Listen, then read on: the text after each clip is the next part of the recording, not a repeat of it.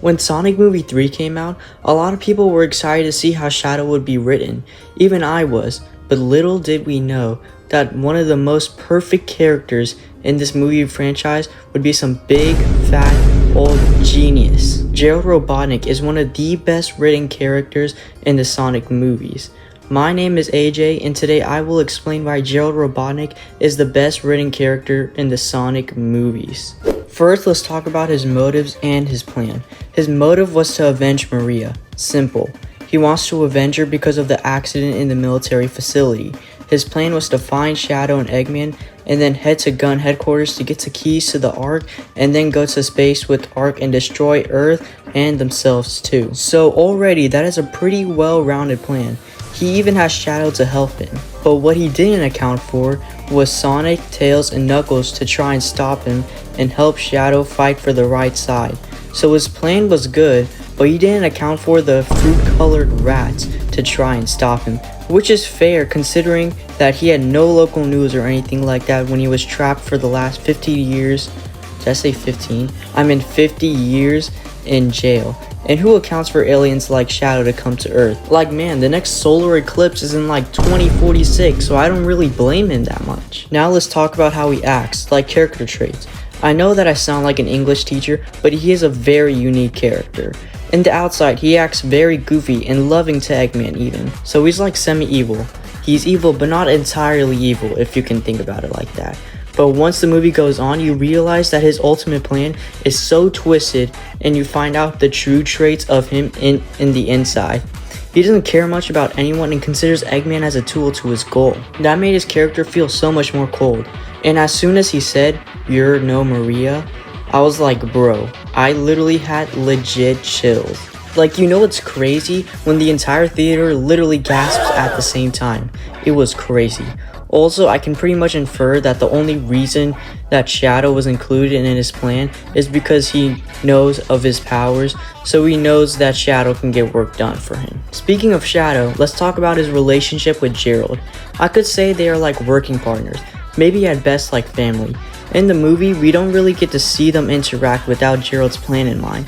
But something interesting I noticed is when Shadow and Gerald first interact in the movie, Shadow looks heartbroken by what happened to Maria. This is one of the big reasons why I love this character.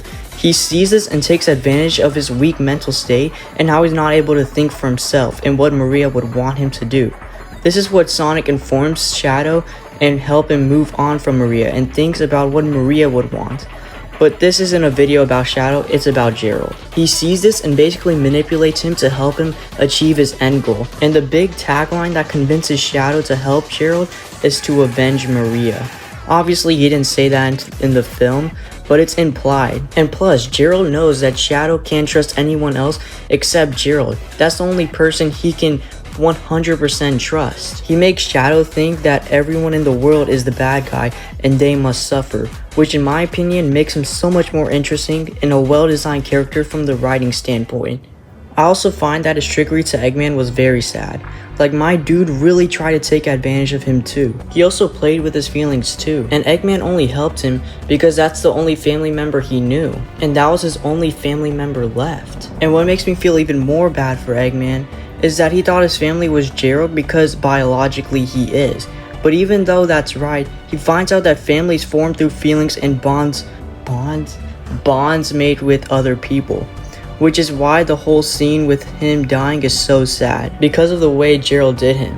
He made Eggman think that he finally found family, until Gerald backstabbed him and said, "Oh, Ivo,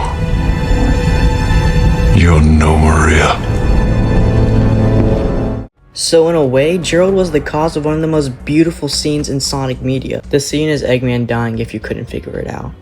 The last reason why I think Gerald is the best written character is because he caused one of the best scenes in Sonic media. Scratch that, not one of the best scene in Sonic media.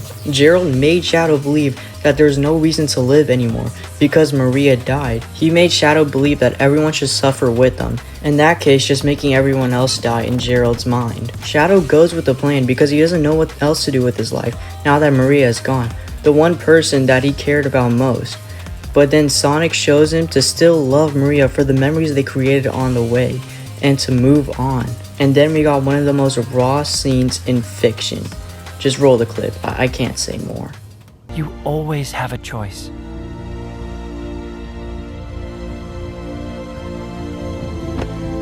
Making the right one is never easy. One more thing I learned is that when you really screw something up, you can't fix it on your own.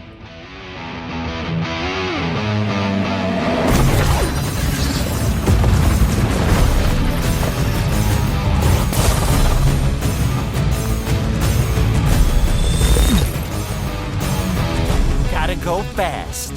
Don't tell me you've got a catchphrase. That's right, new hedgehog, and everyone loves it. If you beg, if you borrow, you may never find your way. Oh, yeah. So in all, I think the main reason why Gerald is the best written character in the Sonic movies is the way he impacted others. The way he impacted Eggman, the way he impacted Stone, and most importantly, the way he impacted Shadow. Thank you Pat Casey, Josh Miller, and Jeff Fowler. You really made the perfect Sonic character. Thank you so much for watching. Comment your favorite Sonic movie character, and until next time, peace.